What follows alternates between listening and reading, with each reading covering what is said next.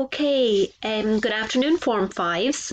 This week we are going to tackle quite a large topic, and that's the topic of household finances. Now, there is quite a bit to get our teeth stuck into in this chapter, so this week we're going to focus on slides 1 to 26 only. Now, you may confuse yourself a little bit if you go on, so try and stick with slides 1 to 26. There's a lot in it, so if you take down the notes, if you get them uploaded, and if you get them learnt, that would be super work. And we're going to be focusing on this now as we run into going back to school. Okay, so first of all, we're going to have a little look at the slide. So the role of the household as a financial unit within the economy. Okay, so what's the role of the household? So how does the average household contribute to our economy? So basically here what we're looking at is, and don't always think of your own household, okay? Yes, think of your own household, but don't confine your answer to that, because sometimes we can get caught up in our own little bubble and we forget about other people's circumstances as well. So you have to think outside the box here in this chapter. So individuals who are in paid employment pay tax. So that goes to the government and they use that money then at their disposal. When we earn money, we spend our money on our wages, on goods and services. Okay, so that's contributing to the economy. Now, many households have mortgages and loans. So that contributes to the economy because it brings profits to institutions. Many families are financially self-sufficient, okay, so many are self-sufficient, so they're not dependent on social welfare, but some families in our country are dependent on social welfare benefits. And then it provides good money management skills, which you pass on to your children and future generations. Okay, so we're going to first of all look at income before we move on to expenditure. Now, I do need you to look at this chapter in your textbook. It is so important that you do that. After you've listened to this and after you've taken down the notes, look at your textbook up as far as where we are looking at today and try and reinforce what we've done on our PowerPoint by reading the textbook. It does help to knit it all together. So the factors that affect our income. So why your income and my income and our parents' income and our grandparents' income and a child's income, how is it all different? How does it vary? And what are the reasons for that? So your age. So generally as you increase, your income increases because you go up the pay scale, but then you reach a level where you retire, so you face a drop in income and you may be dependent then on a pension. Okay, so you're looking at the whole life cycle here when it comes to age, and you need to discuss all the aspects. Gender then, in the past it would have been quite segregated and men would have been paid more than women, and that still does happen in some cases, but the Employment Equality Act is a good little one here to get in on an exam question, because that helps to ensure equal pay for men and women, so regardless of gender in Ireland. Socioeconomic status then, those from a lower socioeconomic background tend, you don't say they always have, because they don't always have, but they tend to have fewer opportunities and may end up in lower paid jobs.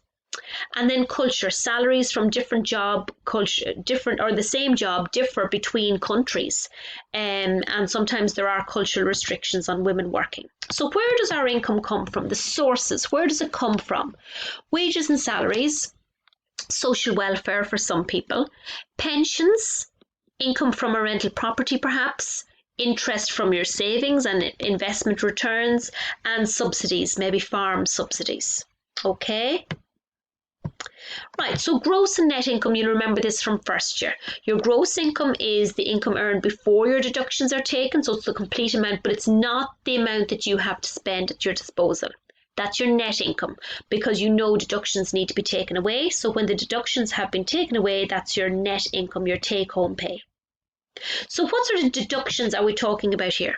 Well, we have statutory ones, okay, which must be taken away. absolutely must be taken away by the government. Your income tax, which is your PAYE, your insurance, PRSI, and your universal social charge. And then voluntary ones then at your disposal would be private health insurance, for example, VHI, pension contributions, union fees, savings, and loan repayments. Now, so going through some of those, particularly the statutory ones. So income tax, pay as you earn. It's compulsory, it's taken from your gross pay. And the employer is legally required to deduct tax owed from a person's gross wage or salary and pay it directly to the revenue. Okay? Now, a good website to look up here is citizensinformation.ie, and it's very easy to follow.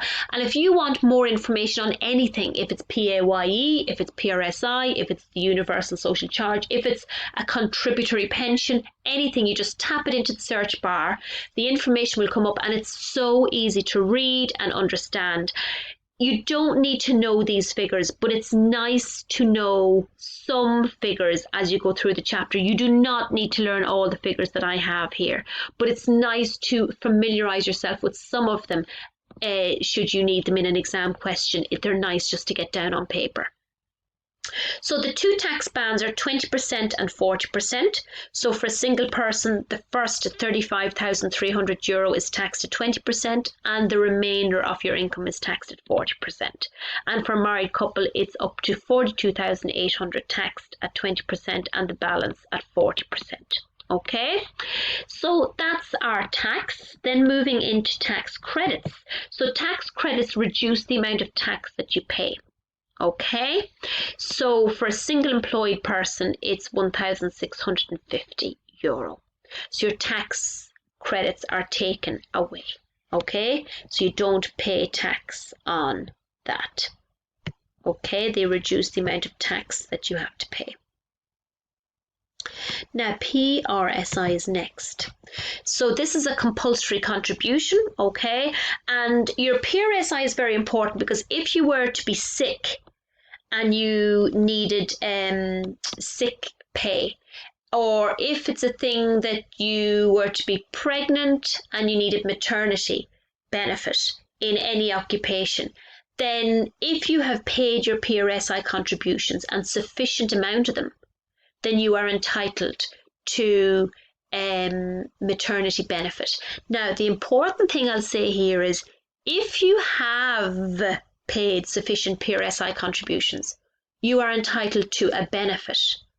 If you have not paid sufficient or the correct amount, then you're only entitled to an allowance, which isn't just the same amount of money. Okay, so for example there, when you reach the age of 66 and you're entitled to an old age pension, everybody is, regardless of your income. But if you have paid sufficient PRSI over the years, you will be entitled to a contributory pension because you have contributed. And if you haven't paid sufficient PRSI, you are only entitled to a non-contributory pension, which isn't just as much. Now, the universal social charge, it's a compulsory tax again. Okay, it's taken away, and there's the amounts of it there, but you don't need to know those figures, but they're just there for your interest. Okay, the P60 then at the end of the tax year, all employers send their employees a P60. Okay, and it has details of your tax, your PRSI, universal social charge, etc. Your P45 then is if a person leaves your place of employment. Okay, you give them P45. Okay. Now, voluntary deductions, then we've mentioned some of those earlier on, so I'm not going to go into them again. Now, social welfare payments. Now, here we have other forms of income. So for some people, these don't apply, and for other people they do apply, these social welfare payments. Now, the first one we're looking at here is the state pension. Now, this applies to everybody when they're 66, regardless of your income. Everybody in Ireland is entitled to a state contributory pension or non-contributory, depending on if you've paid your PRSI. Okay, so that states it there. It's a weekly payment over the age of 66 who have paid a minimum number of contributions. Okay, if you haven't, it's non-contributory, but we're just going through the contributory ones first. So for some people, this is their source of income. For others, it could be a widow's pension. Some people are entitled to a widow's pension if their partner has died. Okay.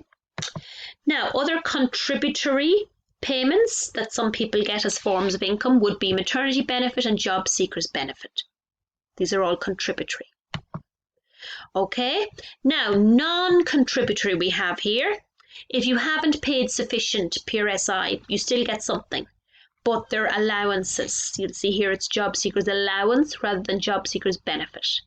Okay, non-contributory pension, non-contributory pension. It's still a substantial amount, but not just as much as the contributory. But again, these are forms of income for people and they are means tested.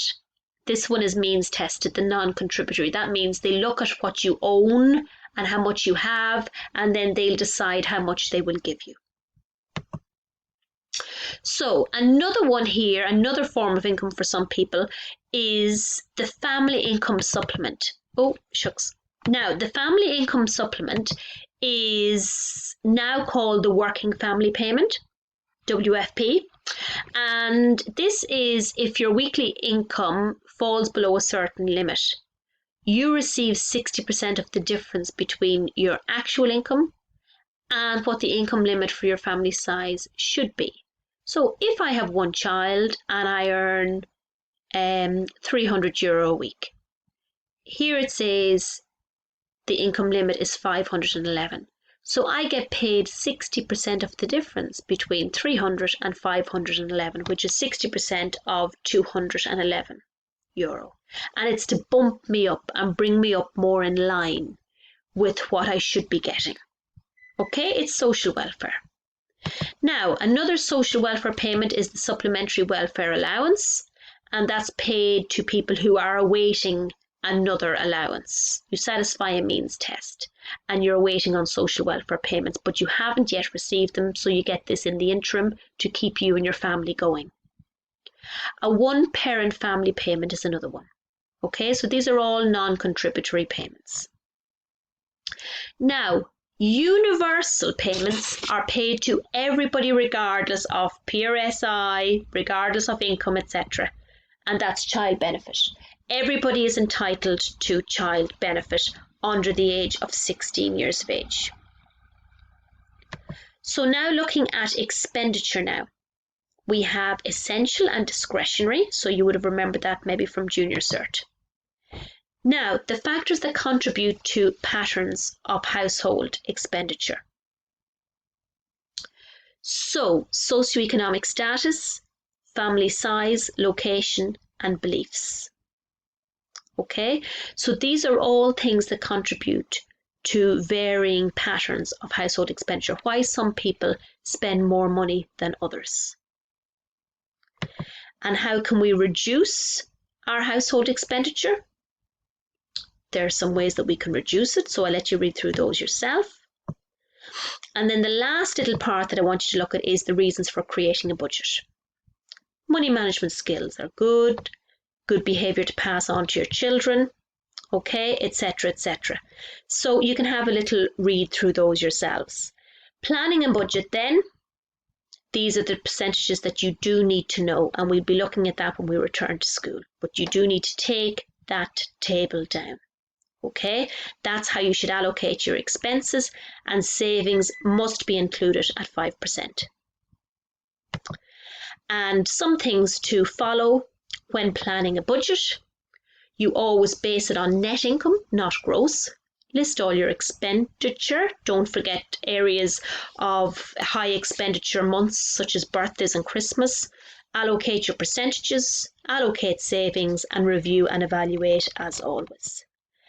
And then MABS is the Money Advice and Budgeting Service, helps people, it's confidential, and it helps people who are in debt or who are at risk of going into debt. And it helps to avoid that. It gives great, solid advice. So that's where we're going to stop for this week. Okay, get those notes taken down neatly, please. And another thing that MABs do is they try and source cheaper sources of credit for people, okay, to avoid them getting further into debt. Okay, so I'll see you all next week, and we'll continue with methods